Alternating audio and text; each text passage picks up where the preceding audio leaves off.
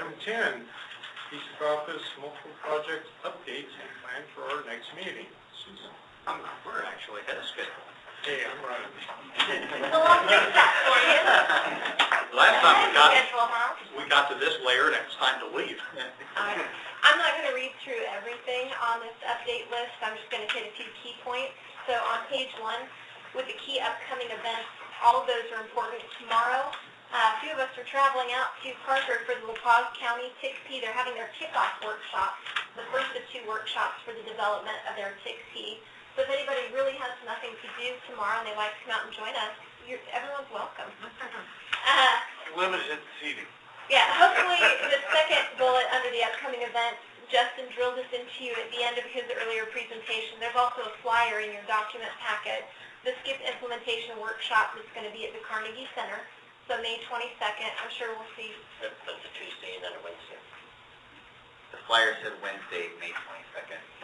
Is it Tuesday? The date is the 22nd. I'm pretty sure it's Wednesday. Tuesday. Tuesday. Okay. We are officially human, apparently. Is it the Tuesday or the Wednesday? It's May 22nd, right? It's May 22nd. Then it's Tuesday. Which is a... All right. Yuma coming up, and actually this was listed before the webcast, but on June 6th, Yuma will be doing an update to their TICP. Their version came out in 2009, I believe it was October.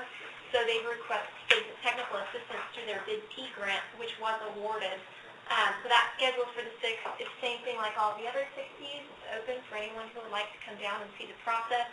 In this case, they're not doing a kickoff workshop. They're only doing the full-day update workshop. And then narrow banding, which is one of our hot topics. There is a webcast that APCO and the SIEC are putting on, and that's on June 5th. We did include the link for registration for that event. Turning over to page 2, I'm actually going to go down a lot of this we've discussed.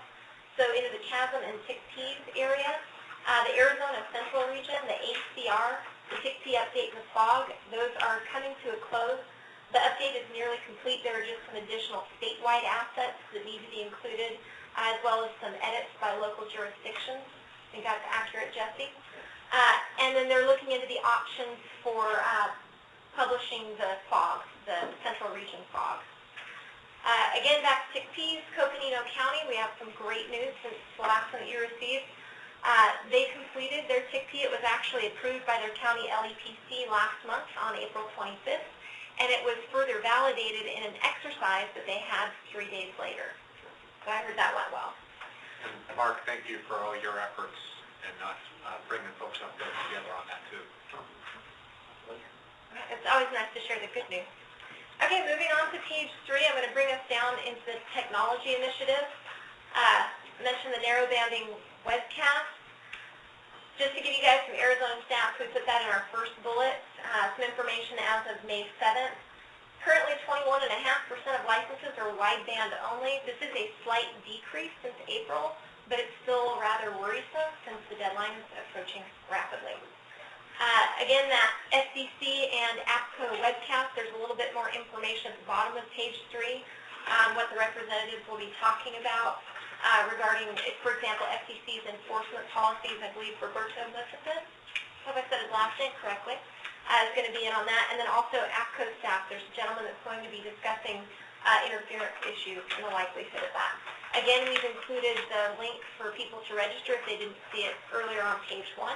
And I would emphasize on that if you are planning to submit your waivers, you participate in that web conference. While legally it's not too late to submit a waiver, after this web conference, there just is not going to be any time for the FCC to review and approve waivers. So this is pretty much the last chance to discuss potential waivers with the FCC. All right, continuing on, page 4 is still under technology. This has to do with the RICO project, the last bullet, state agency operability in support of interoperability. The site status hasn't changed, it's still 5 of 6, but there has been movement with the MOU that was created as well as the SOPs. Right now, they're drafting a letter of interest that's going to be sent out, inviting agencies to, one, sign the MOU, two, accept and install the free equipment, and also assist in finalizing the SOP so they can start using that system-wide, or the set of system-wide calling channels. Okay, under training and exercise, the second bullet, this is something that I touched on during Jesse's presentation about OEC partnering with the SIEC. Again, this is great for us. It shows us that we are moving in the right direction, that our NIMCU work group has done some work that is not only appreciated here in the state, but it's being recognized on a national level, so it's great for us. A little further down, COML and COMT training, we did have 3 courses that were scheduled for COML. We completed the course that was down in Cochise County. We completed the course, in fact, last week up in Flagstaff. Unfortunately, we did have to cancel the course that was scheduled for Gila County due to low enrollment. COMT, Jesse mentioned this already, we have had 2 courses in the state. The second of those 2 was in the beginning of last month in April. We completed that, and that was a fun group. We had 18 individuals who successfully completed that course. Regarding the COML Field Day, the last bullet under training and exercise, we are still working on it.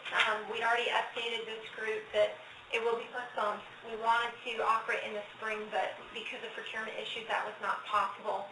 At this point, we're actually in discussions with ADEMS to try and coordinate with them. They're doing a statewide exercise on September 12th. It was moved from Tuesday the 11th to Wednesday the 12th. We are in discussion to possibly offer the training field day, which is all about interoperable communications, on Tuesday the 11th, the day before their exercise. All right, and the last page, page 5, of course, we have a listing of our recent activities and upcoming key dates. Our next PSIC meeting, there's a break for the month of June.